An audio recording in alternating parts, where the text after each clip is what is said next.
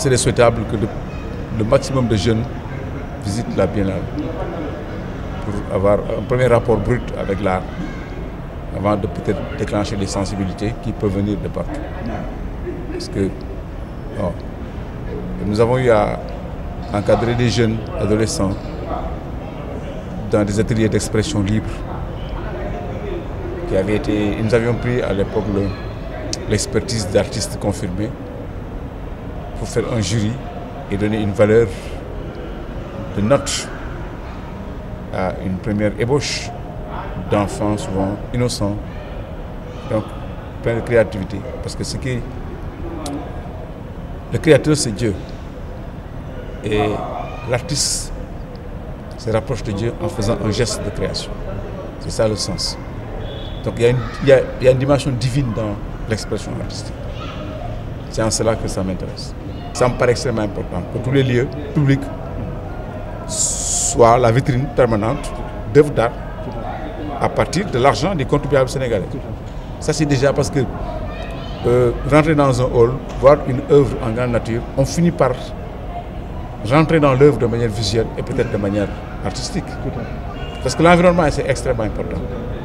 Ça c'est déjà bien. La deuxième chose c'est que bon, tout le monde n'a pas forcément les moyens, bien la sensibilité à acheter une œuvre d'art. Mais déjà de manière décorative, nous sommes nés dans des environnements qui sont décorés. Primum vivere deundum philosophare. Il faut d'abord vivre avant de philosopher. Je pense que l'artiste a besoin de vivre de son art. Et pour cela, ceux qui ont de l'argent devraient contribuer à alimenter cette créativité en les faisant vivre tout court. Je crois que ce serait très intéressant que l'on fasse beaucoup d'efforts pour que non seulement les écoles puissent visiter la Biennale, mais qu'il y ait une version virtuelle de la Biennale qui puisse être diffusée dans les écoles pour appuyer l'éducation artistique des jeunes.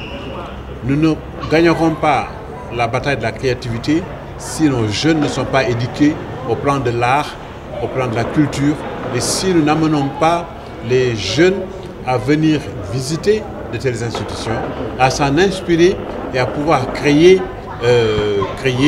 donner libre expression à leur talent et à leur capacité.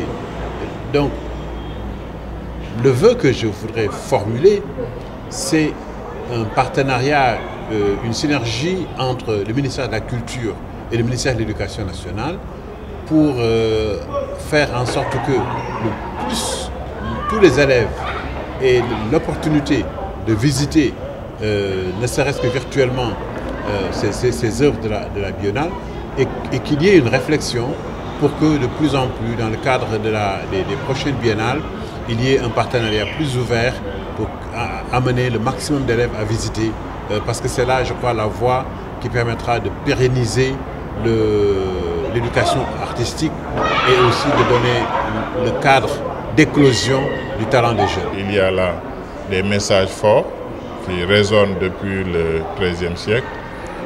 Nous avons pareillement une projection sur un certain nombre de leaders, dont Aline Sitoé Diatta. Nous avons également Nelson Mandela et d'autres leaders qui montrent la diversité des éléments de référence sur l'Afrique.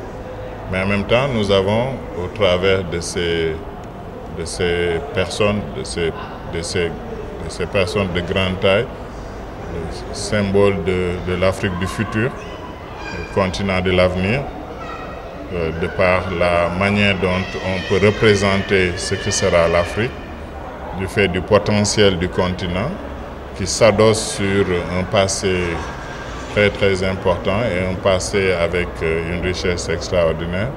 Et c'est cette image que nous redonne cette exposition, qui nous donne de l'espoir que c'est possible de nous appuyer sur notre propre société pour amorcer la rupture épistémique qui est nécessaire de manière à construire par nous-mêmes notre avenir. Et il y a là un ensemble de symboles, un ensemble